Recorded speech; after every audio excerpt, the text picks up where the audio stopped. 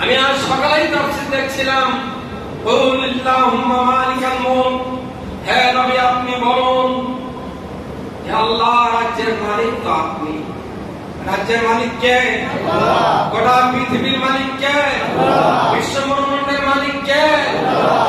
আমাদের মালিক কে? আল্লাহ। এই রাষ্ট্রের মালিক কে? আল্লাহ। আমরা কেবল আল্লাহ তাআলার খলিফা। কথা ঠিক কিনা বলো? আল্লাহর দেওয়া দায়িত্ব যিনি পালন করেন তারাই হলো খলিফা। আজকে যারা জাতীয়তাবাদ, ধর্মনিরপেক্ষবাদ, সাম্রাজ্যবাদ, বিভিন্ন মতবাদে মুসলমানরা দলপাটি করতেছে, এই দলগুলি সব কেবল আল্লাহর খেলাফত, আল্লাহর রুবিয়ত প্রতিষ্ঠার জন্য যারা আন্দোলন করে তারাই কেবল ফরজিয়াতের দায়িত্ব পালন করে। আমি দাবি রাখব, আর নয় এক্ষুনি ইসলামী আন্দোলন শরীক হয়ে যান। জোয়ার এসেছে বলে নয়, আমরা যেমন ভাটার সময় টিকেছিলাম, আপনারা অন্তত জোয়ারের সময় চলে আসুন এবং ভাটার সময় টিকে থাকার মতো ব্যবস্থা অবলম্বন করুন, তাহলে তবে আমরা নাজাতের ফয়সালা পাবো। এটা হলো আল্লাহর রাজ্যের বাস করছে আমরা। নবীজিকে আল্লাহ শিখাই দিলেন ওই খাল কাটার সময়, এটাকে আহজাবের যুদ্ধ বলা হয়, খন্দকের যুদ্ধ বলা হয়। এই যুদ্ধে নবীজি যখন নেমে গেলেন খাল কাটতে, যুদ্ধের প্রারম্ভে সময় ছিল খুবই স্বল্প। হুজুর বললেন 40 হাত খাল কাটতে হবে, 10 জন সাহাবীকে এরকম বন্টন করে দিলেন। একটা বিশাল পরিধি নিয়ে খাল খনন করতে হবে। খালটা এইভাবে আছে, পূবের দিকে পাহাড়, উত্তর দিকে পাহাড়, দক্ষিণ দিকে পাহাড়, পশ্চিম দিকে খোলা ময়দান। মদিনা থেকে 30 থেকে 35-40 মাইল দূরে অবস্থিত এই খন্দক। সেই জায়গার কোরআনের আয়াত সূরা আলে ইমরানের 27 নম্বর আয়াত নাযিল হয়ে যাচ্ছে। বলুন সুবহানাল্লাহ। আল্লাহুম্মা মালিকাল মুলক, হ্যাঁ নবী আপনি এই মুহূর্তে দোয়া করুন খাল কাটতে কাটতে, হে আল্লাহ এই মুলকের মালিক আপনি। তুতিল মুলকা মান তাশাউ, আপনি যাকে ইচ্ছা করেন তার রাজ্যের মালিকানা দান করেন। আতানজিউল মুলকা মিম্মান তাশাউ, আপনি যার ইচ্ছা করেন তার থেকে রাজ্যের মালিকানা ছিনিয়ে নেন। ঠিক কিনা বলেন? হাসিনার মালিকানা কে ছিনাইছে? আল্লাহ।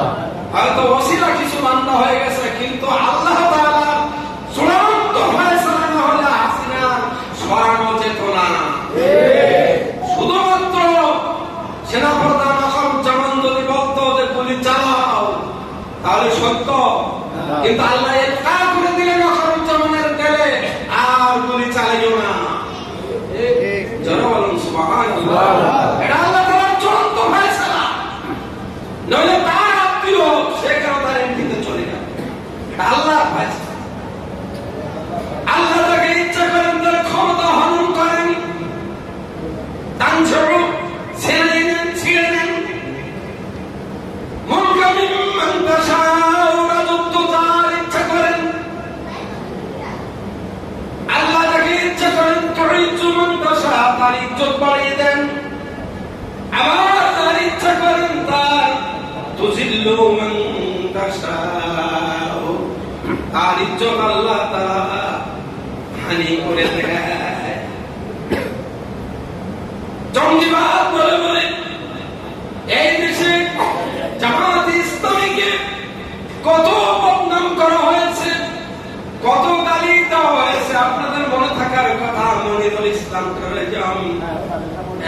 টিভি ছিল, মনিরুল ইসলাম কালো টাক পড়া লোকটার গোপালগঞ্জের হাবিবুর রহমান এবং এই টিভি হারুন, এইভাবে 22 জন মাথা বসানো হয়েছে। পুলিশের মাথায়, র্যাবের মাথায়, সেনাবাহিনীর মাথায়, টিভির মাথায়। এই 22 জনের দেশ চালিয়েছে। এদের ফাঁসি হতে হবে। এদের ফাঁসি চান কিনা? 2 হাত আল্লাহ কবুল করুন। আরো বলুন আমিন।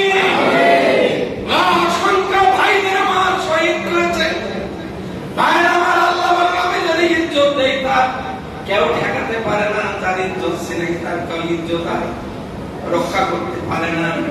এখন হাসিনার ইজ্জত পাঞ্চার হয়ে গেছে, আওয়ামী সন্ত্রাসীদের ইজ্জত নষ্ট করে দিয়েছেন আল্লাহ তাআলা। কাউন্টারে বাংলাদেশে জামাত ইসলামের ইজ্জত আল্লাহ তাআলা বাড়িয়ে দিয়েছে। যারা বলুন সুবহানাল্লাহ। আর টক করে জামাত ইসলামী ময়দান থেকে ফেললো, এটা কার দেওয়া নিয়ামত? যারা বলুন কার নিয়ামত? চিৎকার করে বলুন আলহামদুলিল্লাহ।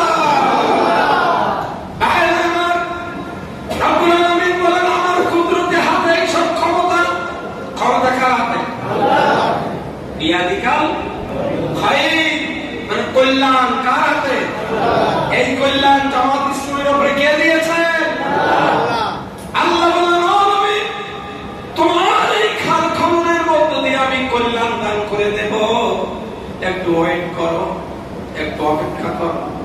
খাল খনন হয়ে গেল, তাফসিরে রুহুল মানিতে এসেছে, তাফসিরে মাজারিতে এসেছে, এবং মুফতি শফি সাহেবের এই মারিফুল কোরআনের মধ্যে এসেছে, তাফসিরে তাফহিমুল কোরআনের মধ্যে আল্লামা মওদুদী রাহমাতুল্লাহ লিখেছেন আল্লাহ রহমত কল্যাণ এত বেশি হয়েছিল যে দিন পর্যন্ত ঝড় বৃষ্টি হয়ে ওই কাফেরদেরকে রব্বুল আলামিন বিনা যুদ্ধে শিয়াল কুকুরের মতো ল্যাজ গোটাইয়ে বিদায় করে দিয়েছিলেন।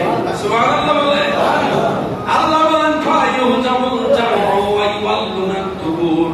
নবী চিন্তা করা লাগবে না, ঠান্ডা মাথায় থাকো, আমি শিয়াল কুকুরের মতো ল্যাজ গোটাইয়া ওদেরকে বিতাড়িত করে দেব। সুবহানাল্লাহ।